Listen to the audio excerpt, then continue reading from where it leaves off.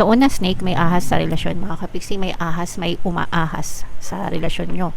Merong naiinggit, merong gustong mang-agaw sa jowa nyo, no? Third party. Ito yung third party ng kabit, guys, no? Third party ng kabit, third party ng mistress. Mapanira, gusto niya, mapasakay niya yung jowa mo, in short, no? So, this is competition, ahas, snake. Yeah, so for some of you, mararamdaman nyo naman, guys, kung meron talagang umaahas sa relasyon nyo. Yung iba nga, sila pa yung mas matapang, di ba?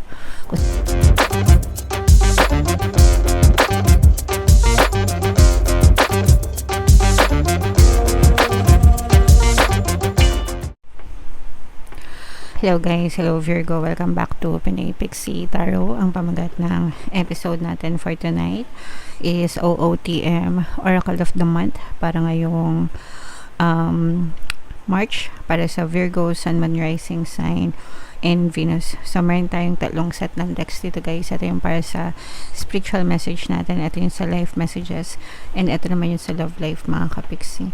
So unahin natin tong spiritual message, guys. Kung ano lang yung makaresonate sa inyo, take that message, guys, kasi iba-iba kayo ng mensahe, Virgo. Star Mother, mga kapiksi, how can you mother yourself, no? Paano mo aalagaan yung sarili mo? This is like reparenting yourself, mga kapiksi. So, syempre, guys, yung iba sa atin, lumaki tayo ng kulang sa aruga, no? Kasi may mga times na syempre yung mga magulang natin busy, o kaya naman pwedeng maaga tayong naulila, di ba? Yung iba sa atin, baka maagang naulila, nawalan ng mama, nanay, kaya hindi masyadong naka-experience ng pag-aaruga, pag-aalaga ng isang nanay. Yung iba naman, pwedeng masyadong busy yung mga nanay nila, working mom, ganyan, and alam naman natin na napaka-crucial ng pag-aalaga ng magulang, especially ng nanay. Iba kasi talaga, guys, yung alaga ng nanay, no? No offense naman syempre sa mga tatay, mga kapiksi. Meron din naman mga tatay na talagang maalaga, maaruga din sa mga anak nila. Pero iba pa rin kasi yung pagka-hands-on ng mga nanay. Guys, no? Siguro naman, di ko sure kung may kukontra. Baka kumontra yung iba.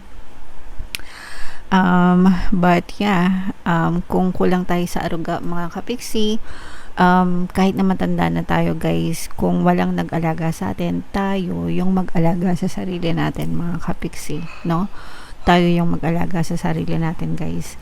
Kumbaga, yung mga hindi natin na-experience nung bata tayo, dahil sa kakulangan, kakapusan, or for whatever reason, kung meron kang namang chance na gawin mo yon ngayon na malaki ka na, ngayon na matanda ka na, ngayon na kaya mo na, 'di ba? Ikaw na yung gumawa nun sa sarili nyo, mga kapiksi. Okay? Alright. So, it's never too late, guys. And kahit na sabihin natin, kunwari nanay na rin kayo, may mga inaalagaan na rin kayo, may mga anak na rin kayo, wag nyo pa rin kalimutan yung sarili nyo. Importante pa rin na inaalagaan nyo yung sarili nyo. Importante pa rin na may binibigay kayo para sa sarili nyo, mga kapiksi. Okay? Alright. So, yeah. Comment down below, guys, if naka-resonate kayo dyan. Ito naman, guys, tingnan naman natin yung live messages para sa inyo. Habang sinashuffle ko ito, mga kapiksi, panoorin nyo muna yung video natin regarding sa ating paano mag-manifest ng abundance video course. Kapiksi, sawa ka na ba sa mga struggles at hirap sa buhay mo? Masipag ka ba at masikap sa buhay ngunit hindi ka pa rin umaasenso? Ilang beses ka na bang nag-attempt magnegosyo at mag-invest pero palagi ka pa rin nalulugi? Sa pagkakataon na ito ay maaaring may subconscious beliefs ka na nagiging balakid sa iyong pag-unlad at pagyaman. Introducing, paano mag-manifest ng abundance video course. Dito ay matututunan mong ma-overcome ang mga balakid mo para tuluyan ka ng umunlad, umasenso, sumagana, maging matagumpay, successful at maswerte sa iyong kabuhayan, pera, trabaho, negosyo sa lapi at kaperahan ng bonggang-bongga. Dali, mag-send na ng email sa pinoypixie@gmail.com at simulan na ang iyong pagyaman ngayon.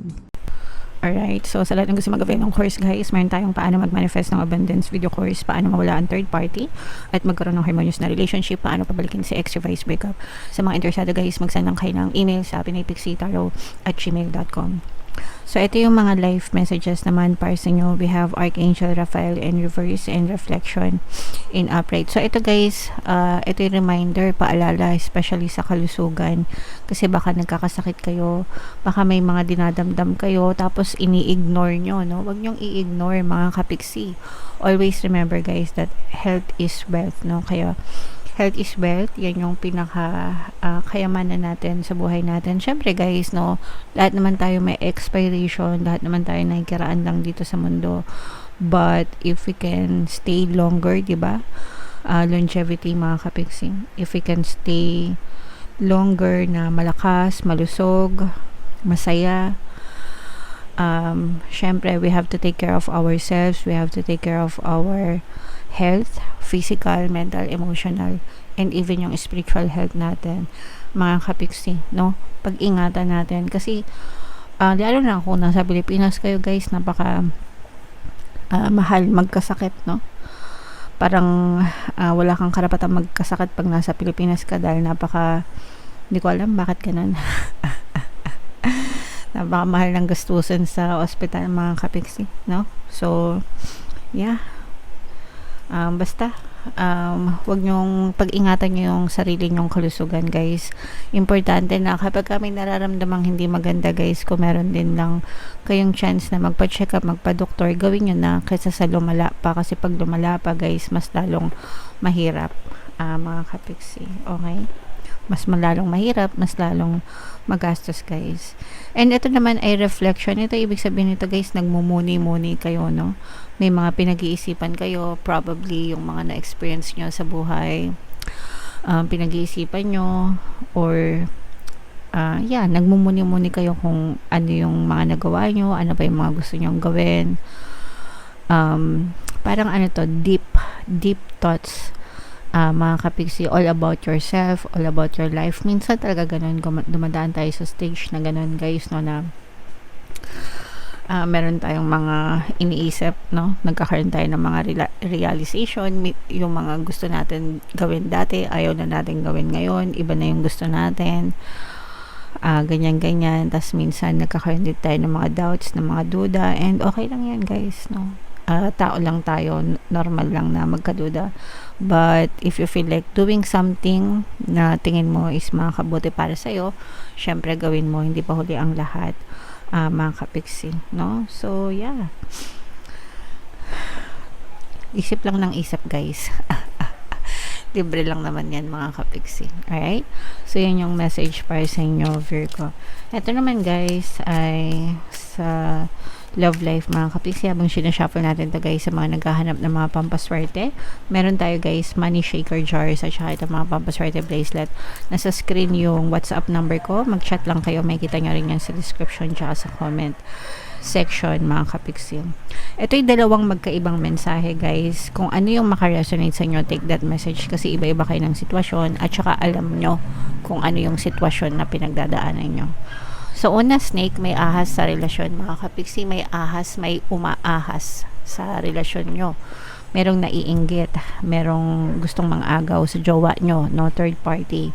Ito'y third party na kabit guys, no? Third party na kabit, third party na mistress, mapanira, gusto niya mapasakay niya yung jowa mo, in short, no? So this is competition, ahas, snake.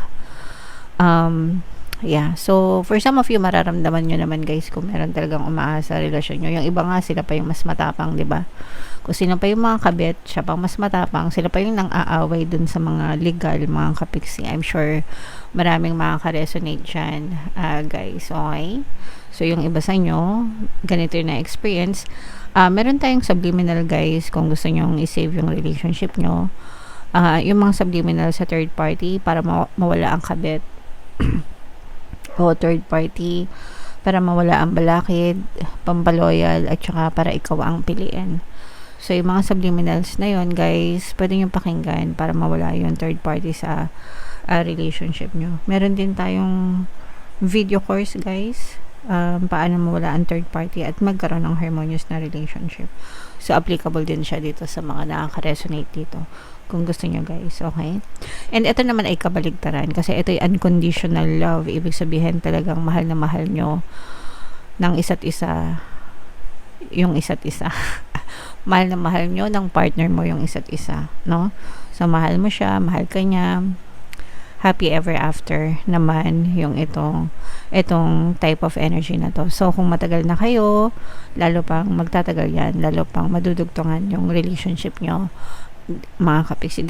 It doesn't mean na perfect yung relationship nyo guys, no? Syempre nandun pa rin yung pag-aaway, mga misunderstanding, di ba, miscommunication, normal yun sa relationship mga kapiksi. But it means na despite all of those things, you still stay together, you stay still true together, you still choose one another, no? Pinipili nyo pa rin yung bawat isa regardless. Ito yung mga tipong sa hirap at kinhawa, no? For better or for worse, till death do us part. Ay! Kilig-kilig na naman kayo dyan, guys. Okay? Alright. So, depende sa inyo, guys, no? Alam nyo naman kung dito kayo or dito kayo mag-resonate. So, kung ano yung mag-resonate sa inyo, guys, take that message, mga kapiksi. So, comment down below, guys, if naka-resonate kayo and kung saang message kayo naka-resonate. Dito ba sa spiritual, dito ba sa life, or dito ba sa love life? Comment down below, mga kapiksi. Ito yung ating 2026 kapalaran, guys. Ito naman yung ating success stories ng paano mag-manifest ng abundance video course. Panoorin itong video, guys, about money shaker jars. Thank you for liking, sharing, and subscribing, mga kapiksi. See you next time. I love you all. Have a nice day. Bye-bye.